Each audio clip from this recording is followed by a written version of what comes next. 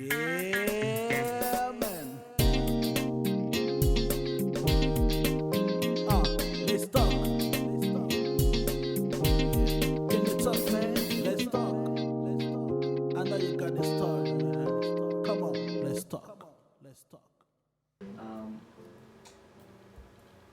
Compared to when we came to marriage on the rock and the last seminar, the dinner, it was a bit different, and we noticed that. And this time it's like we were more in a classroom. Yeah. And the other one it was more interactive, more fun, jokes, games, and things like that. And something that you may not know, after we left the building this time, we stayed outside for close to another 1 hour. Wow. 2 hours. What were you guys doing? Close. We were chatting with another couple that we were working there.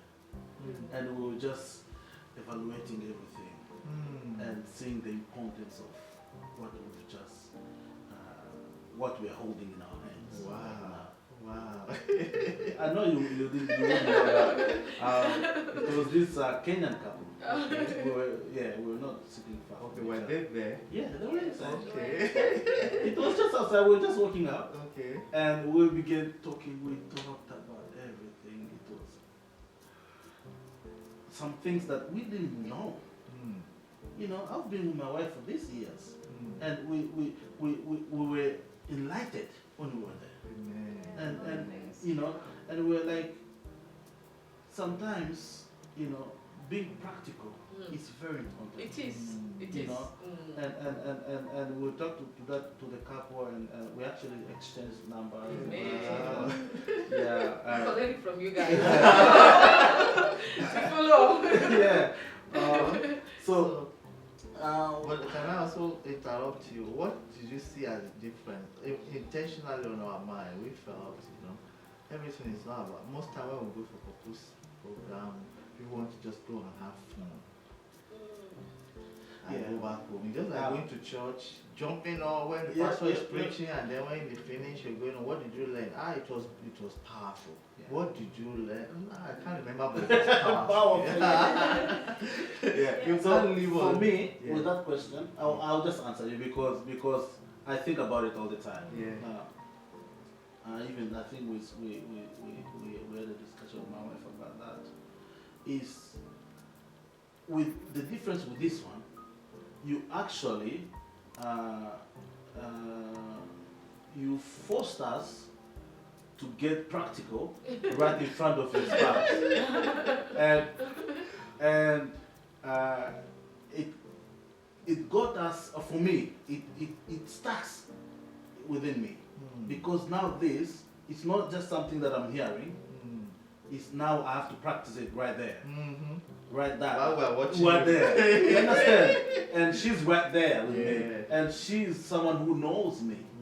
So if I'm to say something that is not correct, she can tell. You know what I'm saying? So you guys put me in a challenge where I had to make a decision. Said, you know what? We're ready to change. Yeah, we need to do it. Seriously. Seriously. And we were thinking, you know, look how much benefit this is to us. I'm telling you the truth, Mama and Pastor. We stayed outside there more than more than 2 hours, at least 2 hours. It's amazing to hear this kind of thing. You know, sometimes you finish such a meeting, and or without a feedback, you just feel, God, we hope we've delivered what you sent us to do. You know what I mean? That's why, for me and my wife, we believe in you guys so much. That whatever you guys are doing. We believe in God. Yeah. We are nobody without God. And what we're trying to do with this vision is we want to remove guilt. You see? You don't have to be ashamed of each other. Whatever the guilt, let it go. You are not in that position of you are afraid. We want you to loosen up. We want you to be truthful, communicate. It's okay. Let's let's see how we correct it. judgment. We're not going to build on our mistakes. No judging each other. You see, why a lot of couples are not getting it? They refuse to forgive, and they are still judging each other. Communication. And they don't talk, they don't You know, communicate. that was in-depth communication. I know. It's Absolutely. going to real issues. And it was, even the questions you were asking, the material, we still have them here. You're like, man. That's why we brought the material out, so that right in front of two of us is like somebody that you're accountable for. And that's why I always go around, say, talk to each other. You know, no matter how hard it is, that night is a space of a lot of into your communication to open up in those areas. Yeah. And can you see you both build on that now? You've been talking. Before you don't know what to say. You don't know how to talk. You don't even know what to talk about. But there are things you need to talk about. There are issues.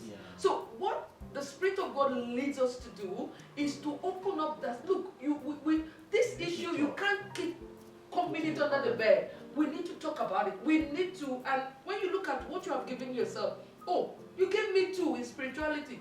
You think you're born again, you're not. You do this, you do this, you do that. I'm like, oh, is that? And when your spouse is talking, we say, please listen. No, don't say, no, you can't give me 2, you have to give me 10. Why must they give you 10? They say you spiritually, you are 2. The question is, how do I move to 10, my Lord? Let's hold our hands and move to 10 together. We can't stay at 2. That's what we're trying to do. That's the wisdom God gave us. If a lot of people will open up, we just remove that guilt, that shame, that, some people are too arrogant to accept, and I said, no, what is the problem in this marriage? The problem is this. Can God resolve it? Yes. There's nothing difficult for good to do. If the two parties are willing, and obedient, the Bible said they will eat the good of the land. So what that seminar was like, it's a vision casting. And that's what when we do that one, along the line, everybody that is around for that particular seminar, we can now go on the dinner one, but we also go to that point in our ministry. We feel, look, if God is telling us to teach this, God is telling us to do this, there's a plan, and if you look at the size of people that came, we're not discouraged, because it doesn't deal with us in number. God have told us that, like we said, he left 99 and went for 1. And you guys are a testimony of God's faithfulness, because forever and ever you're going to build on that part of your marriage. And you came home, nobody's judging each other. And you've forgiven you gave me 2. Okay, that's what you feel. Let's move on. Let's correct it. Let's look for means of what do I need to do? What do we need to do to move from 2 to financially we give ourselves 4. Why? We are both not saving. You are a spontaneous spender. I'm not judging you, but that's what I feel. Okay, what do? Let's create a budget. We create a budget. It's your marriage. You have to get better, not to judge. And that's why you see me say, no judging. You have to be practical and be truthful. And don't give the person what the person doesn't deserve. Tell the truth. Let the person know that that's where you are with me. And that's where you are. And that's how we engage couples to do it. It has helped. When we're counseling, it's one of the 2 we use. And the Lord just laid it in our heart. It is time to be practical. And that practicality is like, we want to take this couple to a place of openness and truth. Communication, especially communication. No, especially that seminar, you did. You did. Wow, I'm telling you, that's awesome. Even the Kenyan couples, they were so amazed. They told us there, we were nearly tears. Just the conversation we were having there. Wow. We begin talking about our kids and things like that. We spoke a lot. And I also remember we had a conversation about how the previous Marriage on the Rock and in that seminar, how the difference was. How it brought us to an understanding of saying sometimes we don't need to go just and have fun. Sometimes we need more than just that. It will take us something that will take us a long way, not just something we could be fighting at home and then we go to a Marriage in the Rock, we just have fun and that. And then we go back at home. You resume back where you stopped. Remember what was happening. But then that particular night, it was different. It's like, sometimes couples can go for counseling and that was just like a part of, it's fun but it's also a counseling, and it's also something that we were just amazed. It's amazing. And we really, I would say that we really, really want to appreciate you for that feedback, because most times it's not everybody that gives you feedback, even if they are blessed by what you are putting out there. Yeah, but that feedback, and that's why initially before we started, and we're talking about the first time I preached. Sometimes you are not sure, God, am I doing that? Is everybody getting blessed? This video, should we keep doing it, or should we not do it? You know what I'm saying? But over time you just realize that, see, if God has asked you to do it, even if it's just one person, that is blessed, just keep doing it. That's a very powerful feedback. And I know that you guys have done some course, a part of the Christian aspect of your life. You've done some studies in managing. I think you call it. How did you call it? Real life coaching. Yeah, real life coaching, life coaching and all that stuff. So there is some expertise in what you guys are doing, and it was a blessing that we went together. Sometimes there's some training you do, it's only you, and you really moved up there. And then when you are talking, your spouse is just like, what are you talking about? So we decided to go together. So we go back home after class, and we have conversation, we discuss, and we say, wow, we've not seen this from this perspective before. It's opened up a new chapter in our journey, in all dimensions. It was really powerful experience for us here. We encourage couples, even if you're not planning to actively become life coach, but one way or the other, you just have people around your life. But the window of knowledge that it opens for you about what coaching is and how you can even self-coach yourself, and certain aspects of our life that we don't even know exist, possibility, our approach to life. It's amazing. And the Google you went to see things, the way things are, it now gave us, but it gave that opportunity gave us to see things, from the same way, the unity of knowledge, the unity of purpose, because now we both went to the same seminar, we both got informed, and that helped us. That information is now what both of us are now like taking out of it to now enlighten people. And imagine if I was the only one that led, or that was like part of the family plan, that if we must go for this course together, because if we are going to be this and this in the next 2-3 years, we need this information. And it's not about you, it's us. So family help is not Pastor Femi alone, it's not Pastor Dotun alone, it's Pastor Femi and Pastor Dotun. And like he said, we both have our calling.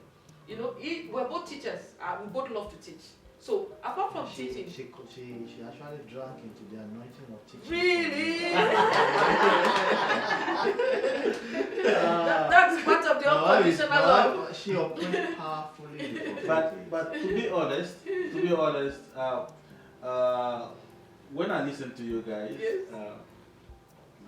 it's like Daddy here is very soft when he's talking. Yes. It makes you like you need to listen to what they say.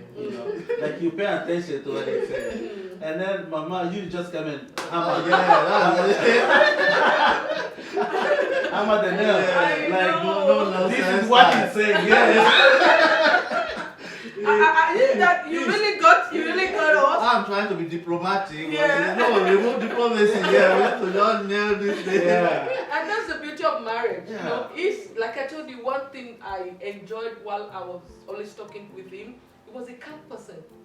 Whatever you bring to talk to him about or with or discuss, he's speaking quietly, calmly, and I'm like, I'm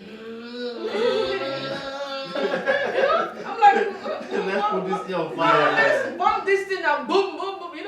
He knows the best person for your life. Absolutely. He does. And when he brings the blend, you'll be shocked. And it's just an amazing blend from God. Now, Pastor cannot go around to look at them on the tables. He's calm, quiet. I can do that. And that's the place where we complement each other. Complement each And other. now I'm looking at you. I say, why are you giving yourself two? You know, say, Mama, be sincere. Say, okay, let's talk. That's why it's a ministry, it's a mission, it's a vision. It's so important. So you don't leave him alone. You don't leave her alone. You don't say it's you only that God called. God didn't call me. Or no, God called the two of you. And teaching your wife or your husband, that part of ministry is what God has given you grace to do. So if we have to make family helps the way God gave us the vision, then both of us must read book together, which we've been doing. We must attend seminar together, which we've been doing. We must be able to, and when we're counseling, many times we sit together. If I have to be quiet and let him do the counseling, sometimes he just sit beside me when I'm talking. No, it's our ministry, and God has really used that to help the two of us understanding that it's about us, not about me or him. Even sometimes when they invite me and he's a bit busy, I tell them, you know what, just postpone it. Anytime he's ready, I will let you know. I just, if you can just be patient for two of us to be there, you will understand what I'm saying. I cannot explain things to you. And it's like a lot of people like, oh, okay, I understand the combination now. I'm more prophetic and prayer. That's a grace and a gift God has also given me. And when I'm also praying and blessing couple, and he will say, I'm a teacher. Mommy, each time you say, let mommy pray. He knows why he said that, because 20 years together, he has seen that. And it's just amazing to acknowledge your wife's gift and leave her in that space to be a blessing. Definitely. You know, and understanding. He does most of the teaching, not because I can't do the same thing, but God has a way of blending the two. Okay, he is this, I am this. Okay, let's see how. All we're just trying to do is to pass the message of hope, of love, of grace the Lord has given us to this marriage. And there's no competition who speaks better, Pastor Dr. Pastor Femi. No, it's whatever Pastor Femi says is me. Whatever I say is Pastor Femi. And you know what Mommy has touched on there is very, very important in marriage. That is identity. If you don't understand yourself, and you know there's a quote that I have. I love that quote. It says you need to value yourself. You need to discover yourself before you can value yourself. You need to value yourself before you can add value to yourself. And you need to add value to yourself before you can add value to others. So everything starts with self-discovery. If you discover yourself, you'll be comfortable with who you are, who God has made you to be. And if you see the difference in somebody else, you will not be thinking, I wish I am. You just know that everybody has got their space. That's one of the major causes of fight in churches.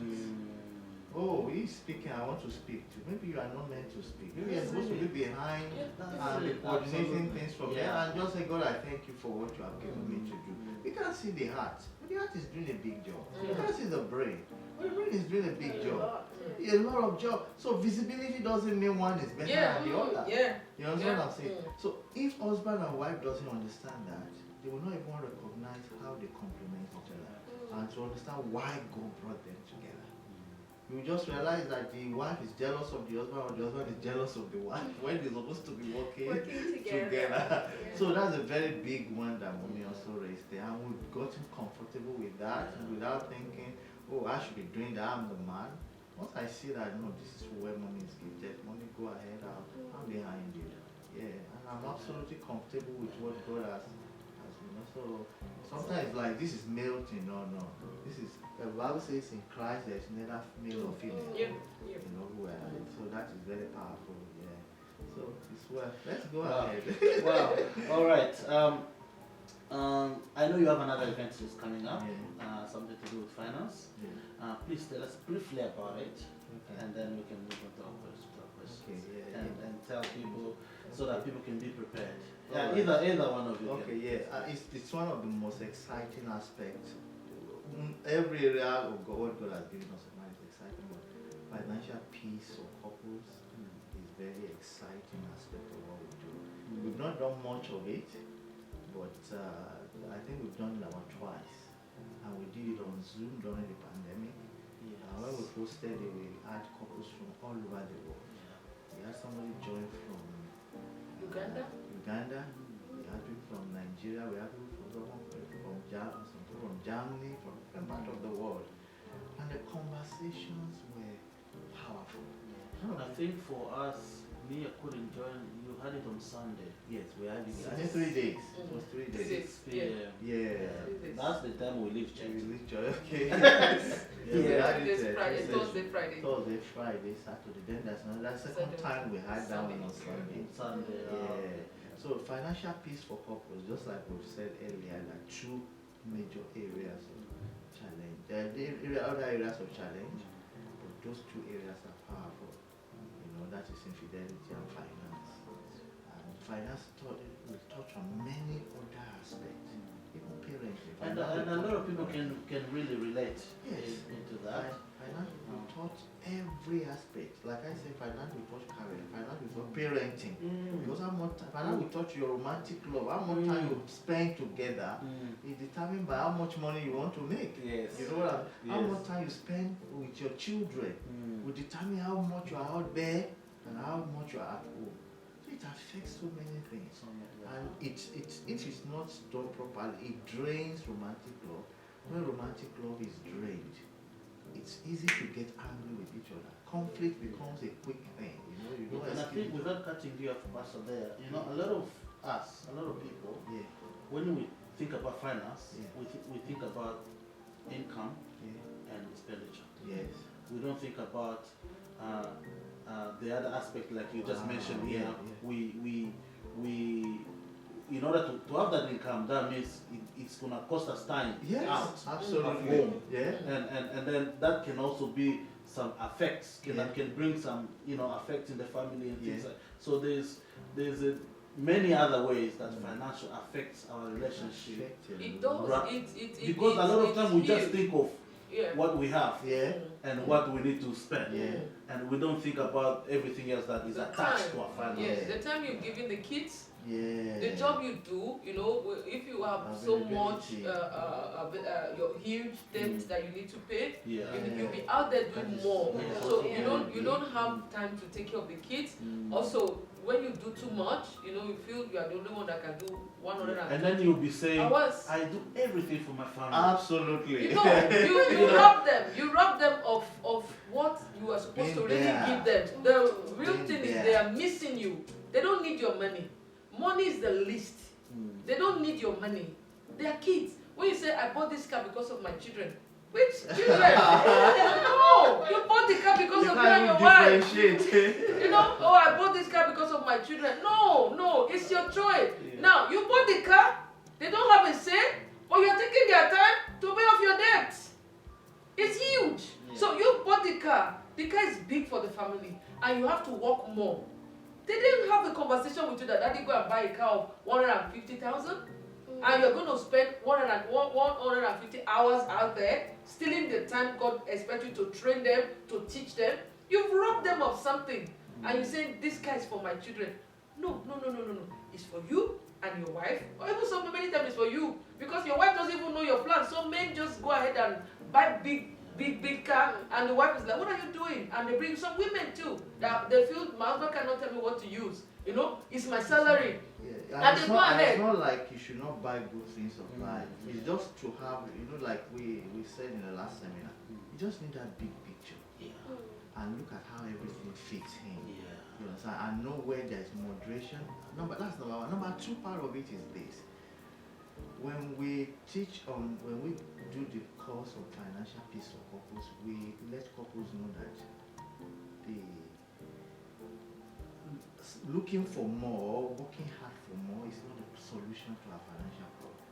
And that is a huge revelation, because statistics also shows that, or research also shows that, as income increases, so does expenses.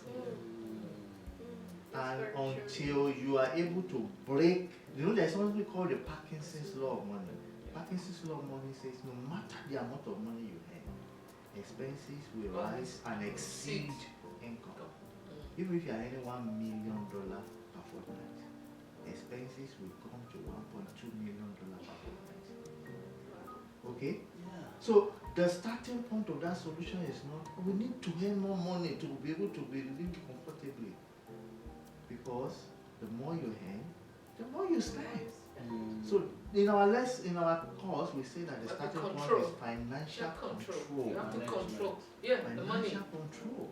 It's a very powerful, eye-opening experience. And the reason why it's also good is because when we have a couple, maybe the husband is reading book of finance and he knows, or the wife is reading and she knows, if the other party are not joining in through knowledge, it's very difficult to implement. It's a vision that Because can the never see person the will light say, of no, the no, day. you can't tell me what to do with My money. money. Oh. But when you go to such an event and the two of you are listening to the same thing, it's not like, did you discuss with pastor what's going on in our house? No, there's nobody discussed anything with us. But you begin to see the reality of, now I see why we're just working so hard, and it's like, well, the ends are not meeting. Yeah. You understand what I'm saying? Because it's also discovered that the more people end, the deeper into debt they go. Because somebody that feels, oh, I cannot buy something of $5,000 because of how much I'm earning. Somebody that is earning a big amount will say, oh, I'll just run it through the credit card, I will finish paying it soon. Yeah, because I have income big coming in. so it's all right. That's the reason why when they tell you 60 months, no money down. Have you seen those adverts? You want to buy furniture, 60 months. Oh yeah, yes. Yes. They know how to work on a psychology. Yeah. Because most people don't finish that money in 60 months. 60 months. At the end of 60 months, they Still start going. slamming you with like maybe 23% return on investment. Yeah. I mean, Because there's no deposit, they just Yeah. allowed you. Yeah. Then when you default, that's when they start taking their money. That's They it. start taking their money. the point about it is that when two couples, when a couple, when they sit down and they go through this session, there's a light bulb. And we have a game that also goes with it. And that's why we don't even do it just for couples, we do it for the whole family. Yeah. That's why our children will play that game again and Cash again. flow, The cash flow 101. by Yeah. Robert Kiyosaki. We just shows you the big picture about how money comes in, how money goes out, and how, because you need to we say in that seminar we say you need to learn three things: how to make money, how to manage money, and how to multiply money. Yeah. If you don't know how to multiply, you'll be working for money for the rest of your life, and you can't create wealth like working for money. So it's very powerful. And we use the story of Laban and Jacob. You know, he was working for Laban for many years, and one day said, if not for the love of my God, you'll have sent me away empty-handed. So God showed him a revelation.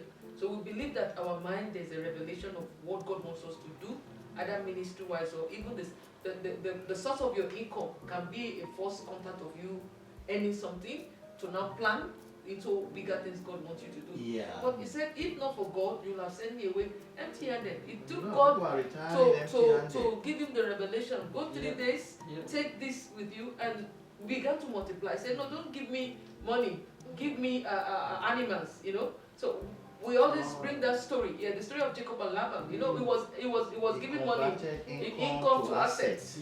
So in that Robert Kesoki's game, is teaching family how to convert income to assets. You know. Yeah, and that cash flow 101 game, that's what it does. That's why we love to play with family. We play with a lot of family in Perth, a lot. And that's why I told you that family helps is huge to my family, is important to us. So we've been invited by a lot of family with that game, and we just go there, we have dinner, we play. You know, we just trying, there's always one aspect we're just trying to touch in our own little way. And that game has opened up a lot of understanding to family. And the one that is like so amazing to us is when we see the reaction of the children after the game. Wow! Amazing. As the last family we played with, their 8 or 9 year old boy was talking about finance now and what is a big deal and small deal, and when he gets to a certain age, what he's going to be buying with his money. And you could see the parent looking at him talking, because it just dawned on them that this is reality of life. The more you earn, like you said, the more you're likely to go, because those are liabilities. So you earn more, you are acquiring a lot of liabilities. You know, you don't know, and when you look, these are liabilities in my life that I have to really pay. So that game is like open your mind to see what is liability, what is not liability, what is asset, what is not asset. And as David and Abraham loves that game so much, And again, each time we play, Abraham is always the one winning. Abraham is always the one winning, and we're so. Oh, he's very sharp. Yeah, and we're so happy because they understand now. You know, we're not struggling in that aspect to let them know. Yeah, one day they're going to live with that knowledge, and each time we're always happy. So we play that game. That's part of what we are bringing as family helps to family. You play this game. Just allow your family. When you play it, even your wife will stop struggling with you in the place of finance because her eyes is going to open. Your husband's eyes is going to open. The kids are going to open. Because look, it's reality. When you go to the bank, my husband will say, they will ask you, go and bring your financial statement. They don't say, go and bring your school results. No. They don't say, go and bring your master's in whatever. They say, go and bring your financial statement. They want to see who you are, your bank statement. So the family too needs to know that, look, if we are going to move forward in this family and we're going to live a comfortable life without strife and pain, and we need to, the whole picture, the whole family needs to see that debt is not part of, even if we have, how do we pay it? You know, stop entering more into debt, but we can by the grace of God, this is where we are. No, it's okay, no judging, don't forget. Whatever got us here, we thank God. But from here on, we're not moving into more debt. Yeah. From here on, we're getting ourselves out. So we're not digging more, but we keep getting ourselves out. And you know, make a plan. Okay, if I pay this and this in every month, every fortnight, in the next 2-3 years, I'm going to be off it. In the next 3 years, and intentional, you guys will have to intentionally sit together, put those plans in the budget, and you just, but that's financial freedom, financial peace. You have you know, peace of you mind. have peace of mind that we're not there yet, but we have peace. We have a game plan for getting there. Yes, and it's that peace that makes the two of you to plan without striving. Because now you both understood that we have, and you see, before you talk of financial freedom, my husband and I will say, you have financial peace. The peace is what leads you and lights you and guides you. You feel to that freedom. So that peace is what you need to get first. You know, and couple, if there's no financial peace, a lot of marriages are striving and there's no peace yet. And you can't have freedom without peace.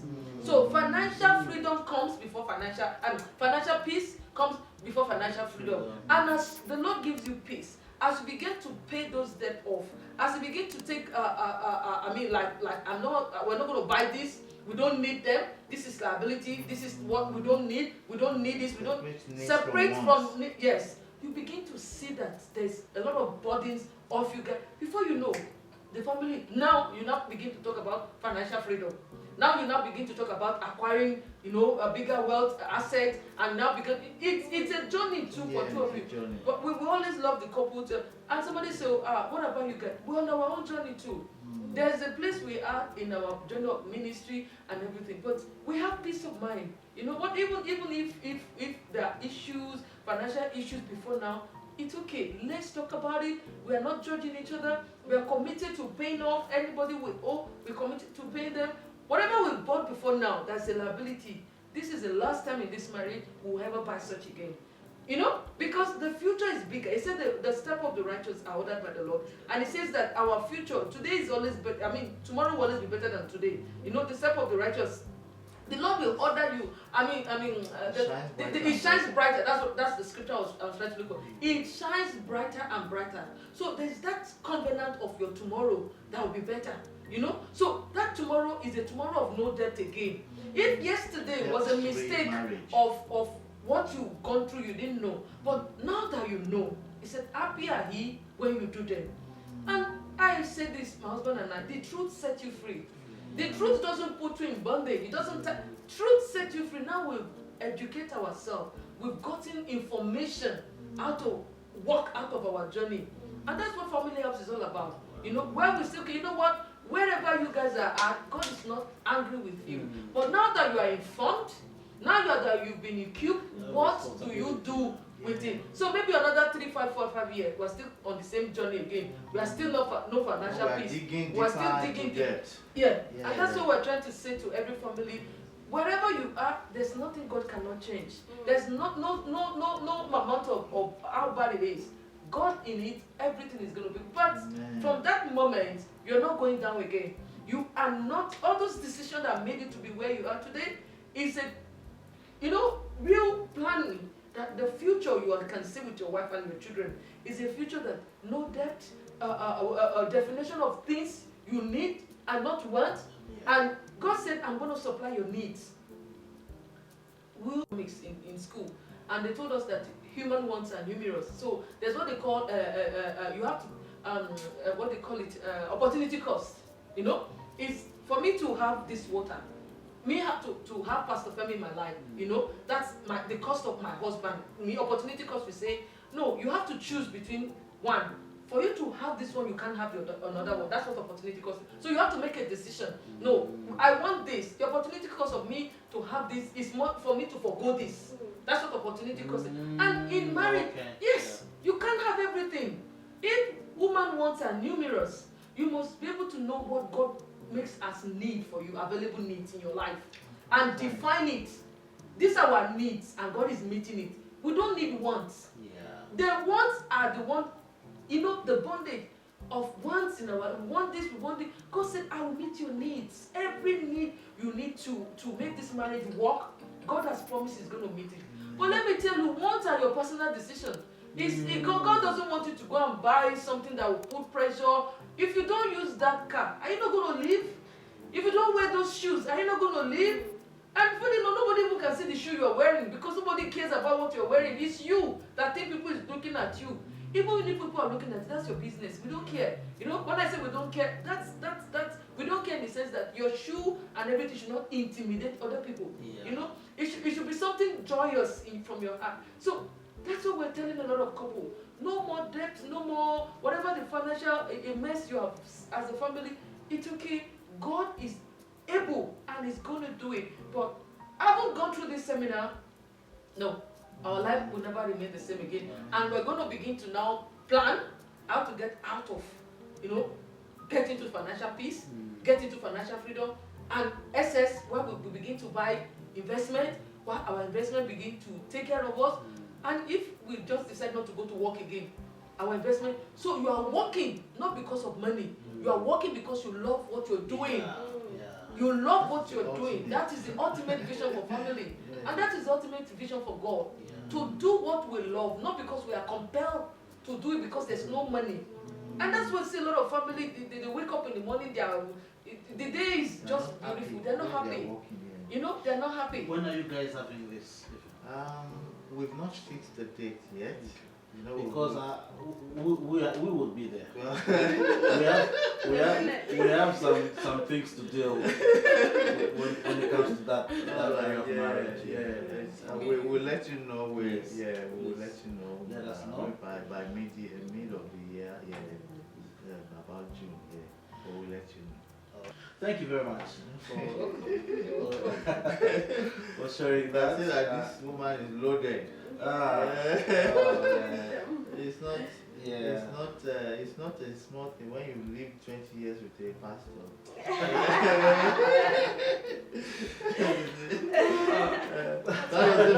That doesn't mean I want you dinner tonight. No dinner. You are the one that is going to cook me dinner tonight. You are making my dinner. You're making my dinner. We thank God for everything. You know? And I think the other thing that I figured out or I learned, marriage is more than just love. Love is part of it. There is so many other things that we have to learn in order to complement each other, in order to accommodate each other. And of course, love is kind of it's like a fuel, but there's things that we actually have to do. For example, that seminar you guys had there, you know, you'll see that at some point we're not talking about I love you, you love me. Now it's no, we live together. We need to understand. We need to practically plan out and put things in order so that we can live together. Can also maintain that love. That love. That's it. You just went to the point of it. You know. So but a lot of young people they go into marriage relying on that. Hollywood. Because I used to tell my kids that, do you know that those guys don't go to work? They just wake up in the morning, enjoy themselves, go to the beach, Yeah. travel Yeah. all over the place. They don't show them going to work, Yeah. real work, Yeah. and because you need to pay the bills. Yes, you know. yes. So it's more like we just have fun all day. Mm. But that's not realistic. You have your kids coming on board, you have Yeah. to look after them, you have to make sure they are okay, you have to probably work harder to be able to make. And I think that's very, very, very important, and that's why I agree with you. The premarital Yes. counseling Yes. is very important Yeah. because it gives you that Heads up. yeah, or that aspect. You see maybe a picture that you didn't see before, Yeah. and now you prepared. Yeah. You know that I'm going to live with someone Yeah. who I don't know how he lives at his Yeah. house, Yeah. and he doesn't know how I live. Mm. There's things that I like, there's things Yeah. that he doesn't like, Mm. and I need to be able to humble myself Yeah. and be able to learn and Yeah. accommodate him, Yeah. and also the same thing, Mm. there's and of course love has got some part of it, but a lot of it now when it comes to marriage, love is just like fuel. That's Yeah. what I like to say. The point about it is this: the agape love is the foundation. What we do on day-to-day basis to each other is either love booster or love buster. What we do on day-to-day basis is either building that love or busting that love. So that is why the day-to-day activities about communication, respect, planning together, like we talk about proactive communication. If it's not there, and which is key. But if there's no time, when we want to talk, is this the right time? This time I want to rest. I've not had time all week to rest.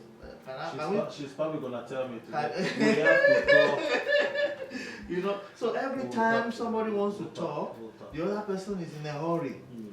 Then it will be like, when are we going to talk? Can two people work together So without they agree. agreeing on where they want to go? Then you start discovering that you just enter into the reactive communication mode every time.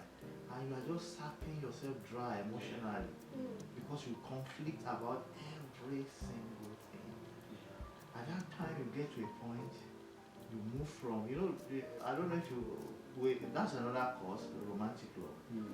The people can move from positive romantic love to neutral romantic love. I don't feel anything. They just live together. We're just living together. Yeah. Then they can move if they don't have there is a threshold baseline that holds it that keeps it up when you don't feel anything. I don't feel anything for her, but I'm still going to express the love of God. Agape love. But if people that doesn't have the agape love, it crosses from the positive to the negative. So that people now start hating each other. You detest each other's presence. The person wants to touch you, just like it's still just holding your hand. You know what I mean? Why you talking like that? Huh? But I've always been talking like that. You know what I mean? Yeah. So at that point, things have moved from positive to negative. Every single thing the person does, there is a negative connotation to it from the other party. And you realize, you wonder, how is it that these people went to their wedding, they were in love, their eyes were sparkling, they were dancing, and now they are tearing each other apart. How did they get there? I always say a word. I always love to say a statement that the difference between a garden and a bushland is the investment of time. So if you see a family, you are peeping and it's a garden, and you say, why can't we have this kind of thing? Oh, it didn't. You have to say every house is built by someone. Every house. The house doesn't grow by itself. There is investment intentionally. Because sometimes when you have worked so hard and you are tired, you say, I need a break. The same thing sometimes your marriage is, we've not spent time together for some time. We've not gone on date night. We've not refreshed, refresh and rekindle that love. That's why we say, kids don't like going to school. You have to wake them up and force them to go to school. That's what differentiates between adults and maturity. mature people do what they ought to do even when they don't feel like doing it. kids only do what they love to. That's why they like to play games. Because that's what they enjoy. So that is the difference. Intentionally, if we want this marriage to survive, we need to give it time. It's very important. It is. Many It's times when we do cardinal. this thing, pastors will say, cardinal. "See, I don't gain anything, pastor. I gain that word intentional." If my car is showing red light that foil is not finished, foil is finished. Oh, I'm in a hurry. I will buy it when I get to 20 minutes drive where I'm going to. Because I'm in a hurry. I can't branch at the foil station and spend 5 minutes. What do you think will happen? Come stop. When the car, if the Get car, where you're going. you will not get to where you are going. Yeah. Then that place you want to go that made you not to buy the foil. Yeah. At the end of the day, you don't get there. That's- But if you get there, you get there late. Yeah. So why not just spend that 5 minutes, branch, buy that foil? That is what replenishing our romantic love does for our job. It helps us to go the distance. Taking her out, you know, Yeah. most of the time, it's not the man alone that takes the wife out, you know. We tell a lot. Yeah, you need to take your husband out. If you have a quiet, Say it again. Say it if you have a quiet man like Pastor Femi, you're not going anywhere. So you better plan the date and let him go with you. Yeah. Okay. Because everybody's got It their own personal It means some temperaments. people are You know? gifted in taking people Because out. they're outgoing. That's why they are that married. They're outgoing. They're outgoing, you understand? So it's not only the man that should do the taking out. Both of you should do the taking out. Yeah. And you should both play to each other's strengths. So if the wife is the one that loves shopping for events, for venue, for you guys, for location, let her do it. Provide the money. Okay, let's go out, you know. If it's the husband that it doesn't matter. What we're saying is that let it be something that both of you have agreed. Let it be on your plan. You know, as you eat. Do you have to stress to eat? You don't have to. You eat. Do you have to stress to go to bed? If you're not sick, you just go and sleep. So also the same thing when it comes to two of you. You matters. She matters, he matters. That's the English. You both matter. Nobody is more better than anyone. So you both deserve that time to share together, to spend, to enjoy yourselves together. So if it is you, Pastor, that you know how to shop for the bed, for me, I'm the person. You know, I'm the outgoing type. I'm the one that was Pastor. Even when it comes to eating, you know, place we will go to eat, I'm the one I've seen when we're dating, you know, because I am just the bookworm, I'm inside just meditating and studying and all of that. Let's go. Fish and chips. Let's go. What do we call all those places? Suya spot. Suya spot. Let's go. A fresh fish spot. She knows all those spots. And that's the beauty of our relationship, you know. And when we get there, we laugh, and it's like, you know, you don't even know the person you have until you're sitting down with him, and he's expressing himself, and it's like, this man is not quiet. You guys thought he's quiet, but you need to get to a level. You need to get to a level to get him to come out. But if I don't get to that level, I will not enjoy. Every man is vulnerable a little time with their spouse. Every woman. There's that boyish, mannish, you know, baby thing in them that the only place where they are allowed and they're comfortable is in front. It is with that wife. You understand? You need to unlock it. Yeah. So he's a man of God. We thank God for his life. But look, he still needs that closure, that love, that place where you know what? I bought ice cream which day, and I bought corn with it in the house. So I went to Coles. He loves ice cream, and we have 2 ice cream. The Coles, we call it African name. There's a name we call it. It's a tradition in my house for 2 of us. We'll put our ice cream in the cone and we'll both sit in front of Netflix. Not because we are glued to it. Sometimes we watch documentary, a very intelligent documentary that we both benefit from. But the fact that we both sat on each other's leg there. I'm sitting on his leg for 2 hours. We're both taking ice cream. I'm the one replenishing it. I'll take the cone, put the ice cream, take my own. It just bond us. I don't want to stand up. No wonder I'm not losing weight. I don't want getting me into trouble. we just sit down there.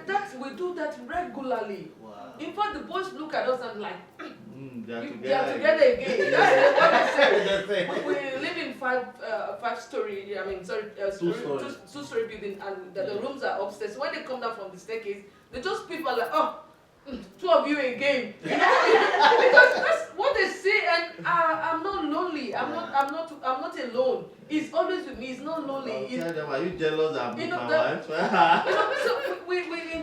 it's something you have to do.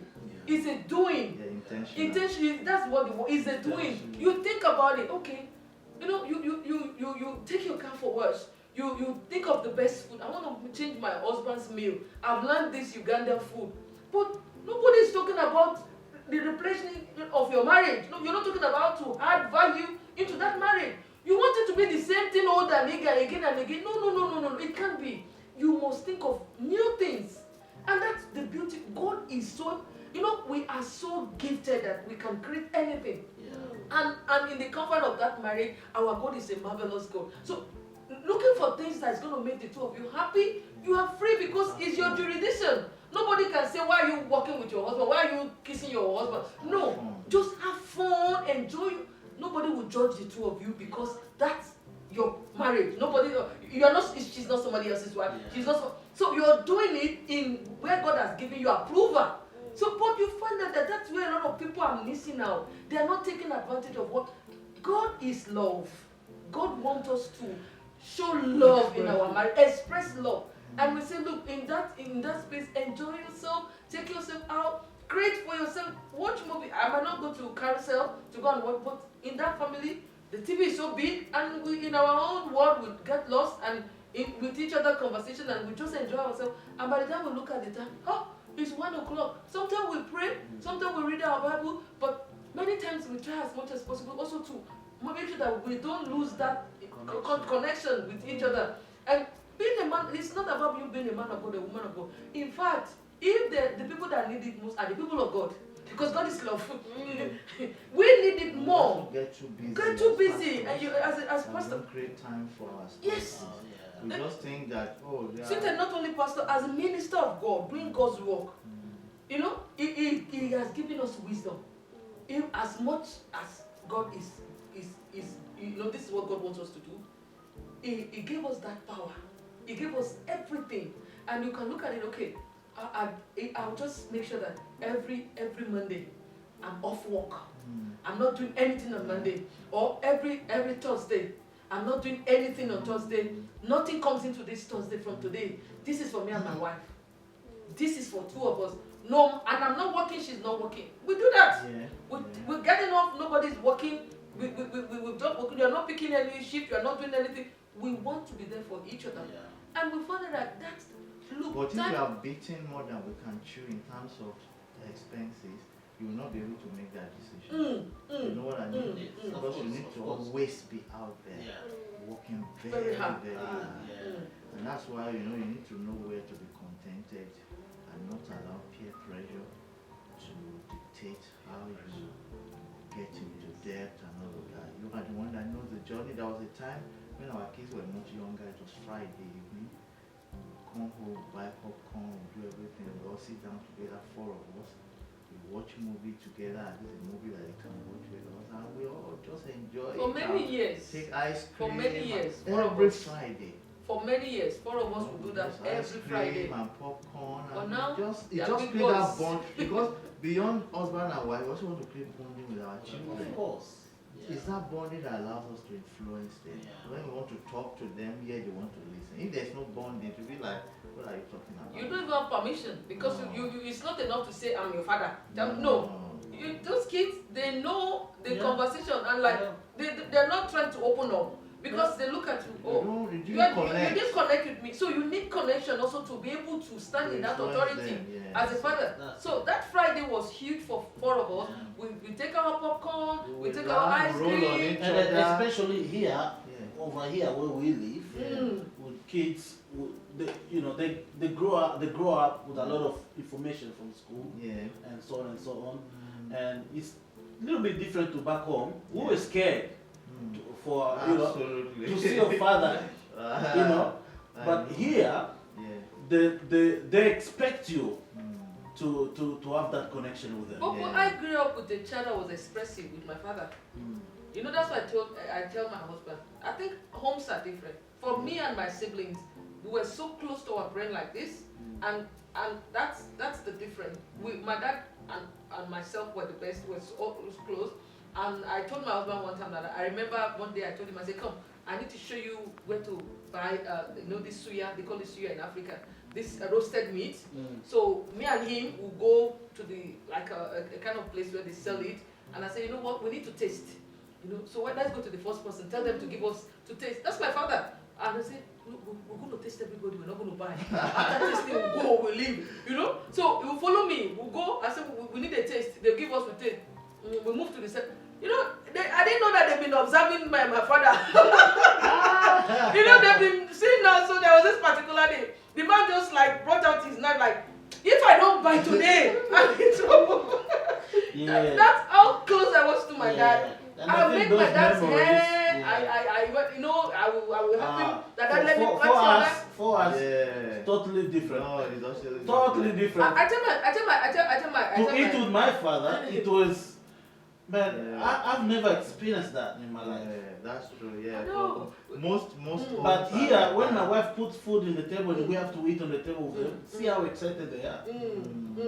And they're young like that. They're just excited. Just that environment that we are all on the table. Together. It's huge. It's huge. huge. I must tell you what It's they're huge. doing now. And that that word connection is also important. There is a book by John Maxwell. He said everyone communicates, only few connect. And there is also his book on the 5 levels of leadership. You can use it at different levels. I have come to realize that you can use it beyond just leadership. You can use it in marriage. If you just say, I'm your husband, you must obey me, or I'm your wife, or you must do this, that doesn't work. You must take it beyond that. It's just like, within the context of what you wrote the book for leadership in a business environment. If you have a manager that just took over from an outgoing manager and comes and says, I'm the manager here, everybody must obey me. Everybody will just walk away and what are you talking about? You must connect. That's it. You come, you are telling everybody your title, who cares? That's the that book says nobody cares what you know until they know that you care. That's it. So if you as a manager now start calling them one after the other, say, tell me about you. How long have you been in this office? Oh, I've been here. Oh, so what's your plan? That's all right. Okay. If you need any help from me, then See I'm the happy difference to- between the I'm happy response. to help. You see somebody who is always coming 15 minutes late to work. Hey, next time I will start to call the person to your office and ask, is there any challenge? Is there any way I can help? Oh, I always have to wait at the daycare center to drop my kid off my kid, and then I'll have to run. Oh, okay. Are you happy for me to just allow you to resume for 15 minutes? Later and then finish with. Absolutely. That is connection. Such people will be ready to follow your leadership. You can influence such people. The same thing with our connection with our spouses and our children. We need to spend time and know them and let them know that we care about them, we are for them, and then we can begin to influence them and say, so what do you want to study? I don't bother about that. I know what I want to study already. You know what I'm saying? So those things are very important, and most couples doesn't know it. Until their kids are like 18 and they can't even control them anymore. That's why parenting is part of what we also talk about. I think it also depends on the personality of the parents too. You understand? I discovered my dad is a South like me too. We used to help him do the dye. His hair was white, so we always help him dye his hair. So we had contact with him, all of 4 of us. You understand? We're close to him. We could talk with him. We eat with him. He taught us. He was once a policeman, and when we were cracking jokes in my family, he would tell us his life as a policeman, the way he used to slap people. And when I grew up, I told my kids the story too. Somebody they call it the remand home where kids that are wayward and stubborn in Nigeria. So he was working there, and there was this particular boy they brought in, and the guy was trying to be naughty, and he gave him like a slap, Bang. the hand The and the hair and the not African the way. Australian way. And the guy, Everybody took the did it 360 degrees. So I used to tell my boys the story that this is what my father told me. Well, storyteller. He was a storyteller. We will laugh. That's how I grew up. So that's part of what I wanted to create in my home, because I saw that it works in my family. I said something before that space was something for me, because Daddy later married other wives, So that kind of brought us a bit away, because it was no more there for us again. He had to bring. I don't have a problem with that, but it's huge to me now. Something. Yes, now growing up as a child, I now understood. So I was so intentionally, I was letting my kids to be part of my life, and I didn't want that space for them where they'll miss me, or they'll have the same story that I was away. So even till now, we still drop Abraham at Roseman High, and Roseman High is 3 minutes to school. So you know what 3 minutes means? Just we live on Leach Highway. 5 minutes, you're already in school. Also, another thing is also an opportunity for Connection, yes. Talk. Yeah. So what do you have in school today? When have you finished? Yeah. Do you have sport after school? But sometimes the day is just so busy, you've not been able to do that the previous day. True. So it also helps with that. Sometimes I play podcast in the car or play a message, and then even if it's just 1-2 minutes, it drops in there. Apart from the fact that we taught them all of us to have morning devotion. If we're not around for any reason, we already do a program of when do you wake up, when do you clean your room, when do you shower, time from maybe 6:30, and then when you do your morning devotion and things like that. And by so time you should have your breakfast, by so time you should be ready to go to school, this kind of thing. So that there is a proactive communication, not reactive. What are you? I'm not clean, you're not no, that's reactive. Let's have a proactive. What's the plan for the morning before you go to school? So about that bonding and that connection has paid off over time, to be able to talk to each other, to be able to negotiate with each other, to be able to carry them along, and they carry us along. Now, also, if I'm to say, also, it helps in marriages to when you are planning your journey with your spouse. You wanna be practical with things.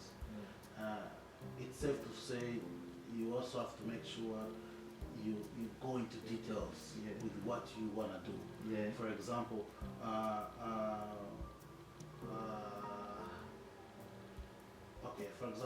I need $200 so that I can buy this and this and this by that time. But how are you going to get that $200? Things like that. So you go down, you break it down into details so that you know exactly the very step. Like you were saying, the plan, by this time you should have a breakfast. But you could easily just say, clean your room, have breakfast before you go to school. You know what I'm saying? It's not implemented. That's why they talk about creating SMART goals: specific, measurable, achievable, realistic, time-based. SMART goal. So it's very easy for you to say, if it's time-based and you say by so time you should be doing this. It's so easy to know whether did you do it that time. You know what I'm saying? So because it's time-based, it's specific. It's measurable. Did you do it? So it's not just vague. And it's very important. What you mentioned about maybe a spouse, that's where budgeting comes in. How much are we expecting?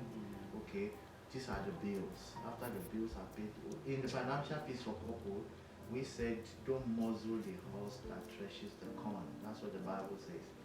Do not muzzle the horse that threshes the corn. That means that, and threshes the corn. Some people say, I'm the one walking, and you are just at home. No. If somebody is at home and they are looking after the kids, that's a lot of work. It should just be, what have you been doing since morning? You've not even done this, you've not done that. You know how much.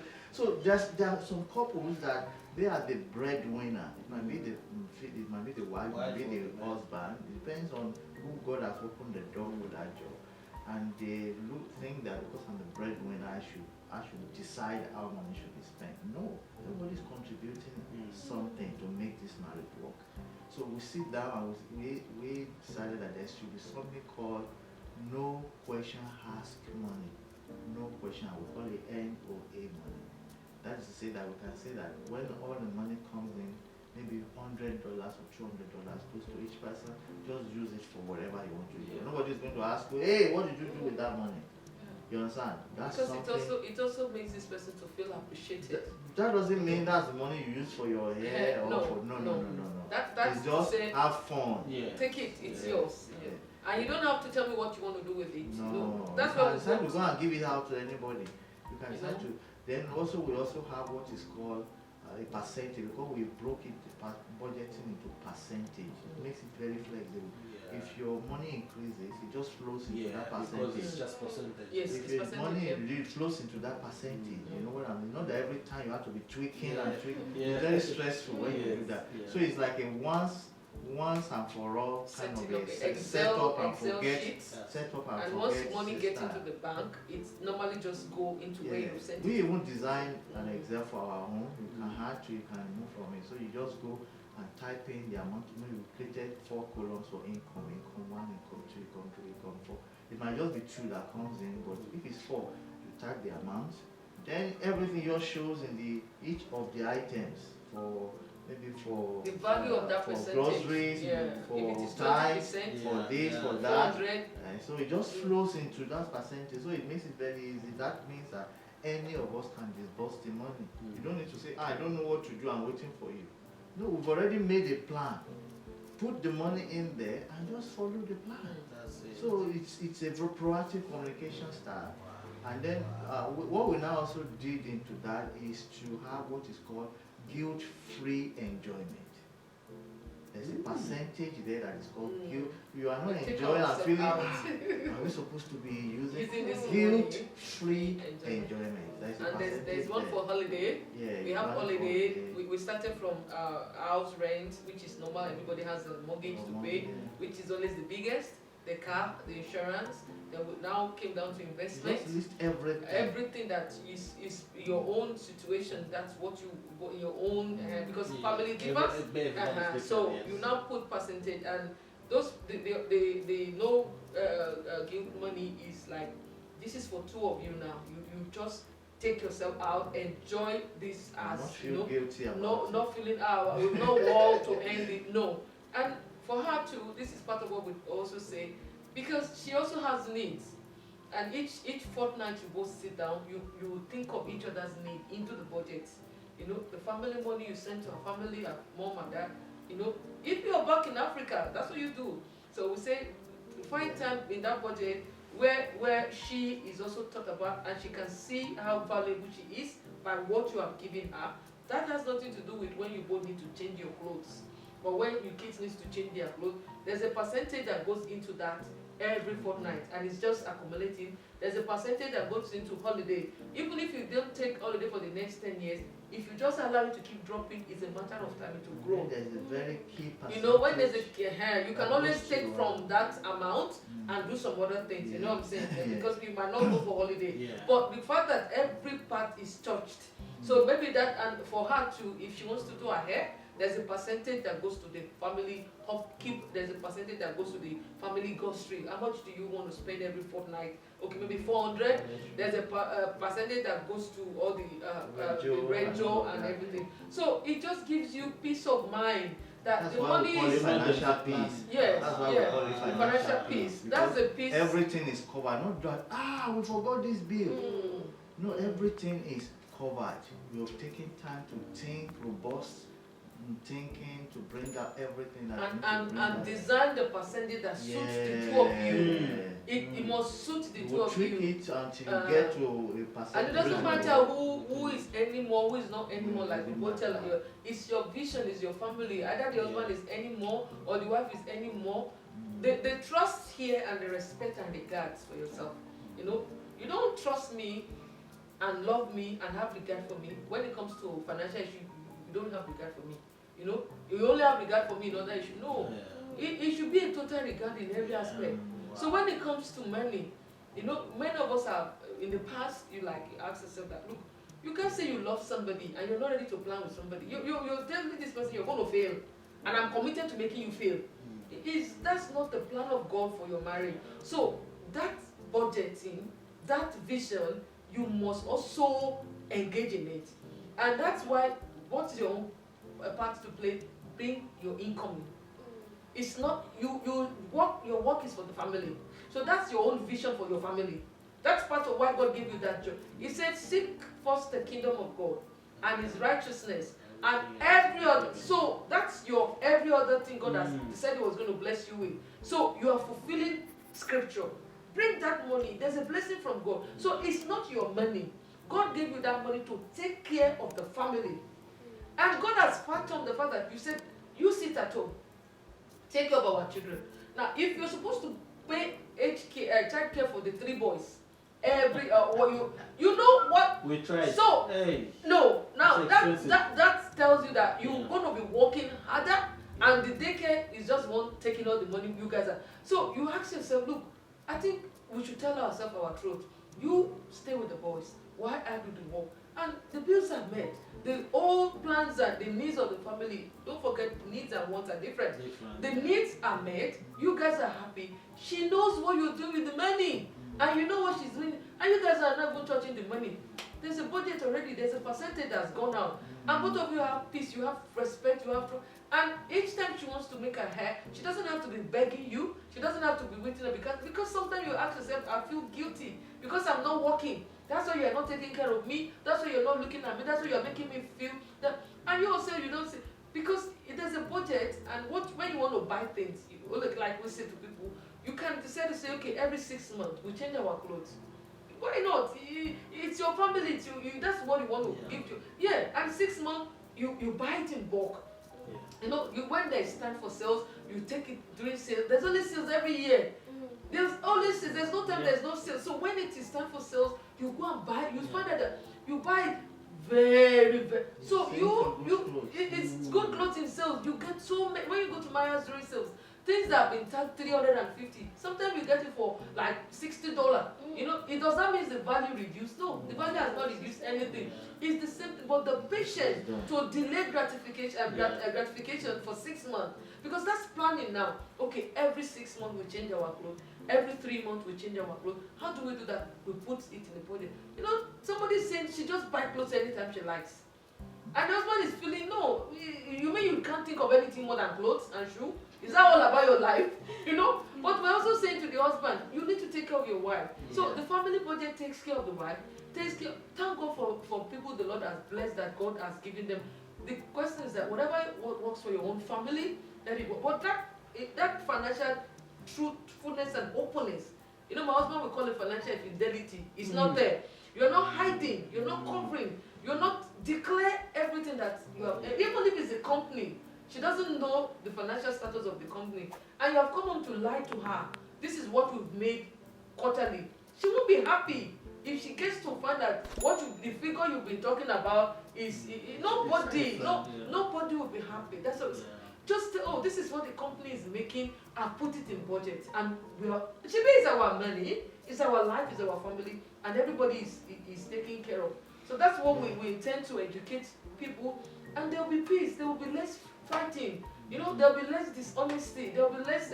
I don't know what she doesn't think about. And you know, if you love me, you know, you will take care of me. You will think about me. You will care for me. You will care for me, and when you are making the plan, I'm part of the plan, and that's what we're trying to say. That man, that woman must be part of the family, even if they are not working. If that whatever the person is doing for that family, that's their own contribution. You know his status before you went to marry him. You know you are more qualified than him. You know you earn more than him before you started the courtship. You know all these things, and why you pretending? You know what it means that definitely you're going to earn more. This is his status, this is his qualification, and he's going to earn lesser than you. So why are you stressing now that you guys are married? It's my money. When you were dating, you were ready to do everything to put on the table. Don't do that. You know, if you cannot let him go go back to school, we tell people, can he go back to school? Is it possible? Yes, yes. So many men have gone back to school, and they're even more than their wife today. You know, it might be that you have the family you came from, you are blessed. It might be from a family that things were not really right. It's your vision. So you can't be happy that you are the one feeding your husband. You shouldn't be happy that you are the one every time. If this person was your own brother, will you allow your wife to feed him? No. So if you can care for your own brother, how much more your husband, the one God have chosen you to be his helpmate. So you don't mix things up. If you are the one God has blessed as a woman, I know some men can be reckless, I know some women can be reckless, but what we're saying is that let the vision be clear, make it plain, so that both of you can run with it without. The Bible said they were both naked, they were not ashamed, and that's what we're trying to say. That place of not being ashamed to see the truth and follow the path, you know. And I know that a lot of people, God have really said, I'm going to help you guys, you're going to get out of this mess. But where do we go from here now that you have known the truth? You know, do you do it, or you just say, we don't care?